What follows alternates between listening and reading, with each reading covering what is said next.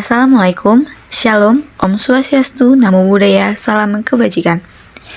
Kami dari kelompok 3 ingin mempresentasikan hasil diskusi kami terkait industrial hygiene. Adapun anggota kelompok 3 yang pertama Aldi Juliansyah dengan NIM 123320059, Edu Juanda Pratama dengan NIM 123320012, Novianti Aritonang dengan NIM 12323200022, Mesian Octavia dengan NIM 121290069, dan Rebecca Poibe dengan NIM 122290065. Industrial hygiene. Hygiene industri didefinisikan sebagai ilmu dan seni yang ditujukan untuk antisipasi, pengenalan, evaluasi, dan pengendalian faktor-faktor lingkungan atau tekanan yang ditimbulkan dari tempat kerja yang dapat menyebabkan gangguan kesehatan atau ketidaknyamanan di kalangan pekerja dan masyarakat sekitar. Hygiene industri bertujuan untuk mencegah kecelakaan kerja dan penyakit akibat kerja. Definisi dari industrial hygiene adalah ilmu dan seni yang berfokus pada identifikasi, evaluasi, dan pengendalian faktor atau stresor lingkungan kerja yang dapat berdampak negatif terhadap kesehatan dan kesejahteraan pekerja. Faktor-faktor ini bisa berupa agen fisik, kimia, biologis, ekonomi, atau psikososial yang dapat menyebabkan penyakit atau cedera kerja. Konsep dasar dari industrial hygiene adalah yang pertama, antisipasi, yaitu mengidentifikasi potensi bahaya sebelum menjadi masalah, misalnya saat merancang fasilitas atau proses produksi. Yang kedua, identifikasi atau mengenali faktor lingkungan kerja yang dapat membahayakan kesehatan pekerja, seperti paparan zat kimia beracun atau kebisingan tinggi. Yang ketiga, evaluasi, yaitu mengukur dan menilai tingkat paparan bahaya melalui pengambilan sampel udara, kebisingan, atau faktor lain yang menentukan tingkat resiko. Selanjutnya kita akan bahas mengenai faktor-faktor apa aja yang akan berbahaya di tempat kerja. Yang pertama terkait faktor fisika, di antaranya terkait kebisingan, getaran, suhu ekstrim, dan pencahayaan. Selanjutnya yang kedua ialah faktor kimia. Itu apa? Gas, uap, debu, bahan kimia yang beracun. Inilah adalah penyebab dari faktor kimia. Selanjutnya faktor biologi seperti mikroorganisme, serangga, selanjutnya alergen. Keempat, faktor ergonomi, yaitu posisi kerja yang sangat buruk, beban kerja juga yang berlebihan. Selanjutnya yang terakhir, faktor psikologi, yaitu ketika seseorang itu mengalami stres berat, terus mendapatkan tekanan kerja, dan terakhir adanya konflik di antara pekerja. Kemudian kita akan membahas mengenai pengendalian terkait faktor bahaya. Yang pertama, eliminasi. Eliminasi itu apa? Kita akan menghilangkan sumber bahaya secara total dari lingkungan kerja. Seperti ketika kita mengganti mesin yang beresiko tinggi dengan teknologi yang lebih aman. Selanjutnya, metode substitusi, yakni kita mengganti bahan atau proses berbahaya dengan alternatif yang lebih aman. Misalnya mengganti pelarut kimia beracun dengan bahan yang tidak beracun. Ketiga, rekayasa teknis. Itu apa? Melibatkan perubahan dalam desain lingkungan kerja untuk mengurangi paparan, seperti pemasangan sistem ventilasi yang efektif, penggunaan peredam suara untuk mengurangi kebisingan, atau memasang pelindung pada mesin yang berbahaya. Selanjutnya yang keempat yaitu administratif. Apa itu? Jadi kita akan mengatur kebijakan dan prosedur kerja untuk mengurangi risiko, seperti ketika kita menerapkan sistem shift kerja untuk menghindari kelelahan pada pekerja, memberikan pelatihan keselamatan rutin, atau kita dapat membatasi durasi paparan terhadap bahan yang berbahaya. Yang kelima, menggunakan APD atau alat pelindung diri. Ini ialah upaya untuk melindungi diri kita dengan pelindungan terakhir yang mencakup penggunaan masker, respirator, sarung tangan bahan kimia, kacamata pelindung, earplug, dan pakaian pelindung khusus sesuai dengan jenis bahaya yang akan dihadapi oleh pekerja. Nah, selanjutnya terkait syarat K3 untuk lingkungan kerja seperti apa? Kita tentunya di dalam lingkungan kerja itu bersih, tertata rapi. Selanjutnya permukaannya juga rata dan tidak becek. Selanjutnya terkait ruangan ataupun untuk di luar ruangan itu tentunya yang cukup luas untuk lalu lintas orang dan barang. Dan yang terakhir, jika ketika adanya saluran air pembuangan pada halaman, maka saluran air tersebut harus tertutup dan terbuat dari bahan yang cukup kuat serta air buangan harus mengalir dan tidak boleh tergenang. Penerapan higien dan sanitasi. Higien dan sanitasi merupakan dua konsep yang saling berkaitan dalam K3L. Secara singkat, higien lebih berfokus pada kesehatan individu, sementara sanitasi lebih berfokus pada kesehatan lingkungan dari si individu tersebut. Contoh higien, mencuci tangan, menggunakan APD, dan lain-lain. Contoh sanitasi, membersihkan ruangan kerja, mengelola limbah dengan benar, dan lain-lain. Higien yang baik akan sia-sia jika lingkungan kerja kotor, begitu juga sebaliknya. Lingkungan kerja yang bersih tidak akan efektif jika si individu tersebut tidak bisa menjaga kebersihan. Pengukuran dan pemantauan K3.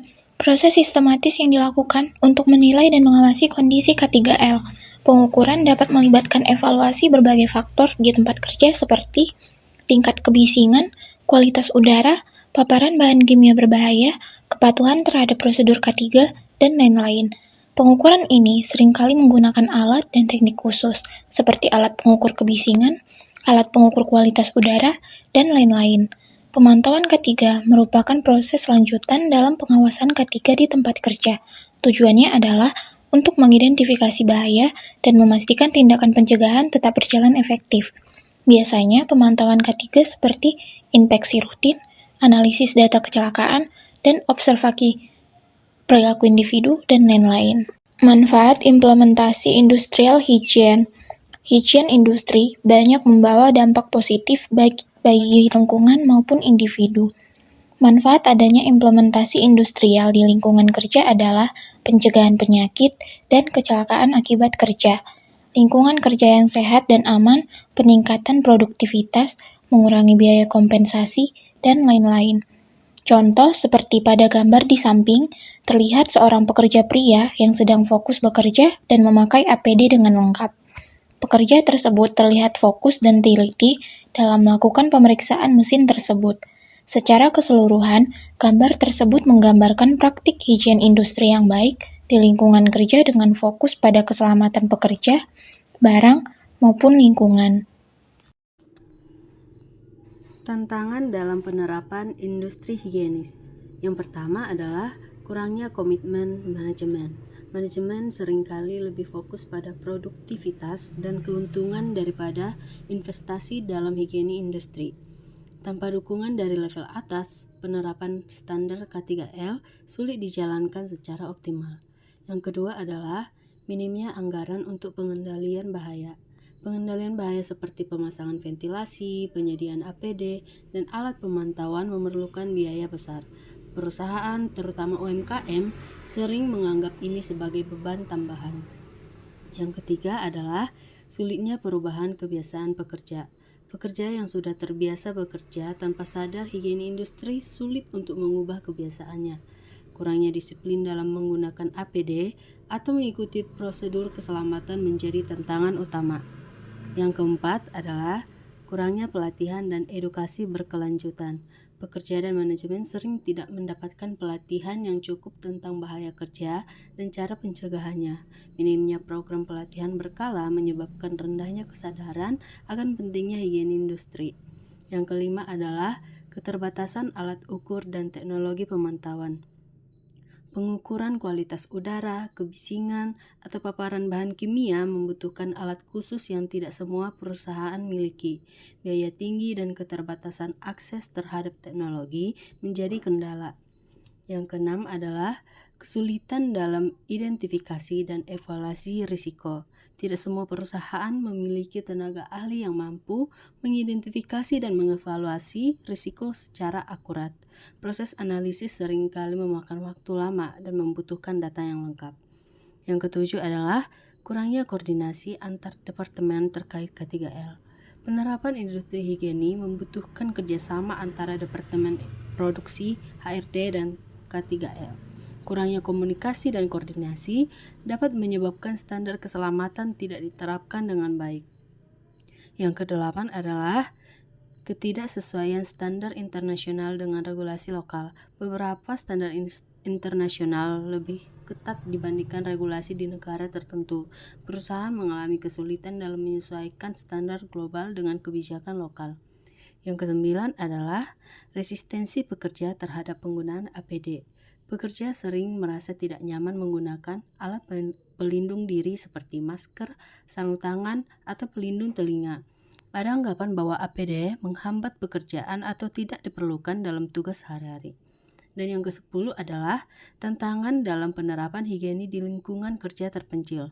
Industri yang beroperasi di daerah terpencil seperti tambang atau perkebunan mengalami kesulitan dalam akses fasilitas higienis yang memadai, penyediaan air bersih, sanitasi, dan fasilitas kesehatan yang seringkali menjadi kendala utama. Studi kasus industrial higienis. Studi kasus yang pertama adalah paparan debu silika pada pekerja manufaktur. Jadi, ada sebuah perusahaan yang bergerak di bidang manufaktur kaca dan keramik. Suatu hari, mereka menyadari bahwa banyak pekerja mengalami masalah pernapasan seperti batuk berkepanjangan dan sesak nafas. Karena kasusnya meningkat, perusahaan memutuskan untuk menyelidiki penyebabnya. Setelah dilakukan pengecekan, ternyata para pekerja ini setiap hari terpapar debu silika saat memotong dan menggiling bahan baku. Debu silika ini sangat halus, bisa masuk ke paru-paru, dan dalam jangka panjang bisa menyebabkan silikosis, yaitu penyakit paru-paru akibat paparan debu. Nah, untuk mengatasi masalah ini, perusahaan mengambil beberapa langkah. Yang pertama adalah mengukur kadar debu silika di udara kerja menggunakan alat pemantauan kualitas udara.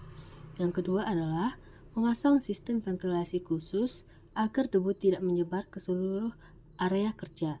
Yang ketiga adalah mewajibkan pekerja memakai respirator atau masker khusus yang bisa menyaring partikel silika.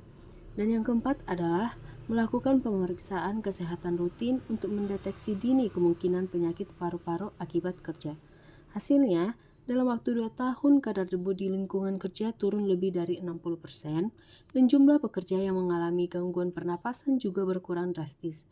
Selain itu, para pekerja menjadi lebih sadar akan pentingnya menggunakan APD saat bekerja.